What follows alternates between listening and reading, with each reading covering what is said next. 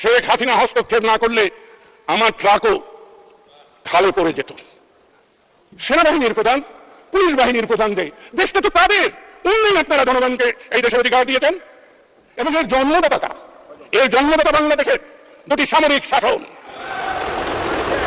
আমি এই সংসদকে মহানও বলবো না, পবিত্রও বলবো না। রাষ্ট্রনায়ক শেখ হাসিনার সাথে আপোষ করে নৌকার মুখোমুখি না হয়ে এইখানে এসেছেন। আমরা যারা নৌকার মোকাবেলা করে এসেছি তারা কিন্তু কারো অনুগ্রহে আসি নাই। আজকে এইরকম উচ্চকিত হওয়ার মানে আমি খুঁজে পাই না। মাননীয় স্পিকার, 1947 সালে যখন ভারত ভাগ হয়, পূর্ব পাকিস্তানের জনসংখ্যা সেই সময়ের অনুপাতে এবং ভূমি ব্যবস্থার অনুপাতে যে জরিপ হয়েছিল, সেই জরিপে দেখা গিয়েছে 47 সালের 14 আগস্ট 87% ভূমির মালিক ছিল